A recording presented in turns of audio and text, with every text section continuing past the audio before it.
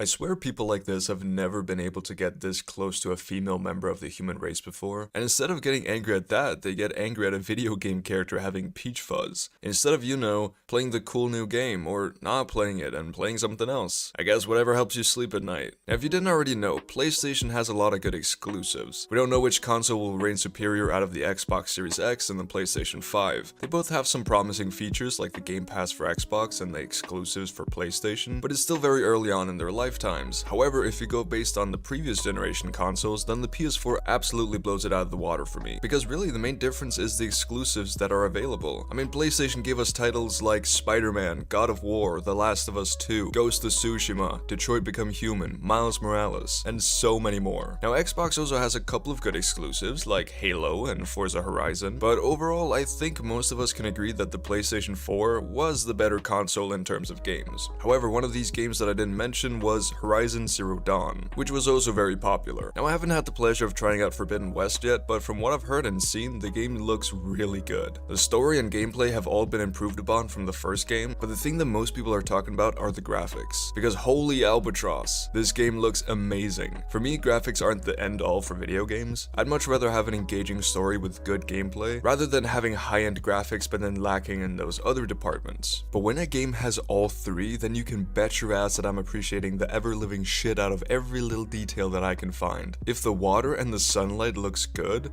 then I'm sold. But yeah, the detail in this game is insane, and gamers have been waiting for this level of detail for so long. However, some gamers weren't expecting that realism and attention to detail meant that you'd be able to see the characters' beards, and they got angry about it. Can you explain to me why the hell Aloy has a beard? Now, just so we're clear to anyone who actually got upset or annoyed that Aloy has a beard now, go outside, see the world a bit. This is not a beard. This is not the studio making Aloy look more traditionally masculine just because of feminism. No, this is normal. Every single human being is covered in hair, not just on their bodies, but also on their faces. And not just the men, but the women and children too. And you'd know this if you'd ever been close enough to a girl to see your face up close. Now time to get a little scientific and educational. So there's something called vellus hair. I think that's how you pronounce it. But basically vellus hair is the thin, wispy hair that covers most of our body, including our face. This is the hair that during puberty can change into terminal hair, which is much thicker. Terminal hair is the hair that we develop in, say, our armpits or on our scalps. However, our vellus hair is still present on most of our bodies for most of our lives. Also, another word for vellus hair is peach fuzz, which is easily the best term for it. And yeah, all humans have peach fuzz, even women. And it's not always noticeable. It all really depends on the person. So yeah, this is just peach fuzz.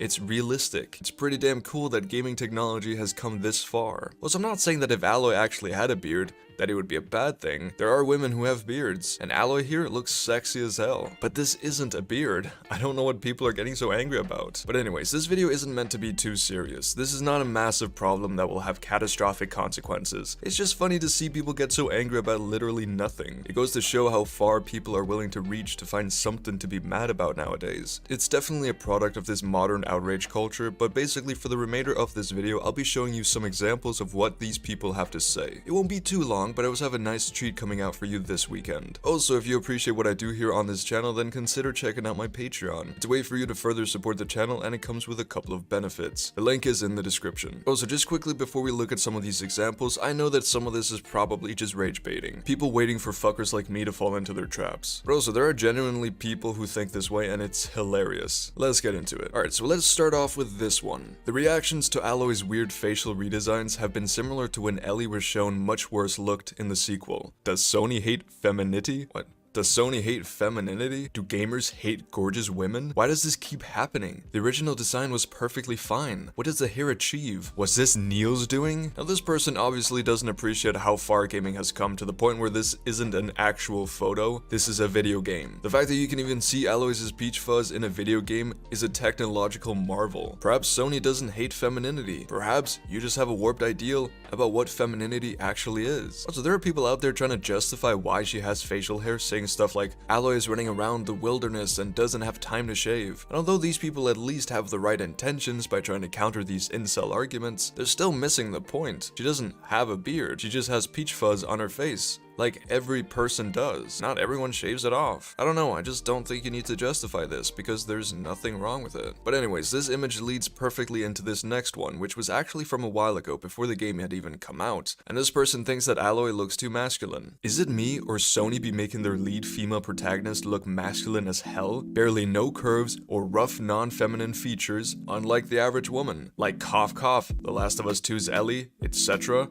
Just saying, pick from the game on the left, fan-made on the right. Higher fans, lol. Ah yes, I don't want the main character of an action-adventure game set in a post-apocalyptic tribal setting with giant robot dinosaurs and other tribes wanting to bash her head in to look like she belongs in that setting. No, I want her to look like a Victoria's Secret model because the only reason I play video games is so that I can let out all my testosterone and look at hot, unrealistic women because I can't get a girlfriend in real life. And instead of acting like a decent person about it, I instead cry about it online. Like honestly, how would Aloy having perfect makeup, filled in eyebrows, and perfectly clear skin be realistic whatsoever? It wouldn't just be unrealistic for the game setting, this shit is unrealistic for real life too. This is not how people look. Also, these characters will have real world face models and some dudes will still be like, I don't know.